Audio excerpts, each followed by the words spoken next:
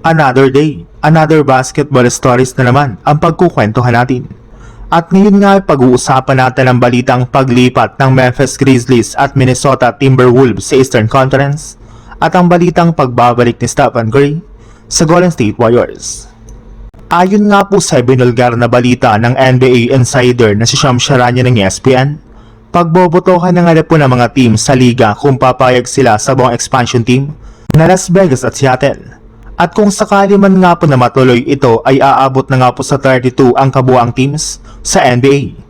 Pero bago pa man nga po pumasok ang dalawang kupunang ito ay kailangan muna nga po ng liga na magkaroon ng malakihang adjustment sa estruktura ng Eastern at Western Conference.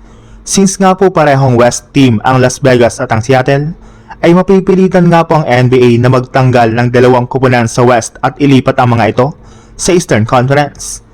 At base nga po sa ikinumpirma ngayong araw, ang mga posibleng team nga na po nalilipat ngayon sa East ay ang Memphis Grizzlies at ang Minnesota Timberwolves.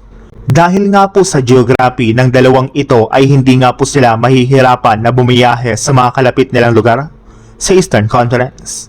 Sa ibang balita naman, nakaligtas nga po ang Golden State Warriors mula sa pagbagsak sa ika-10 seed sa Western Conference matapos nga po nilang maipanalo ang kanilang game kanina laban sa Washington Wizards. Kaya nananatili pa rin nga po sila ngayon bilang ika-9 seed sa kanilang record na 33 wins at 35 losses. Pero as of now nga po hindi pa rin naman nga po maganda ang sitwasyon at nasa delikado pa rin nga po silang kalagayan ngayon since 0.5 games lamang nga po ang kalamangan nila sa Portland Trail Blazers. Kaya kung sakasakali man nga po na matalo ang Jazz W sa kanilang susunod na 4 na road games ay babagsak nga po sila sa ika-10 seed. Kaya kailangan na nga po talaga ng Jazz W na pabalikin na si Stephen Curry sa lalong madaling panahon.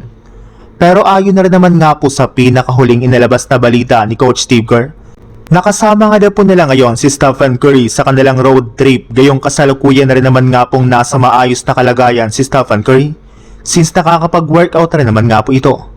Pero inaasahan pa rin nga po na hindi siya makakapaglaro sa kanilang mga susunod na laban kontra sa Boston Celtics, Detroit Pistons, Atlanta Hawks. Re-evaluate para naman nga po next week ang kanyang tuhod.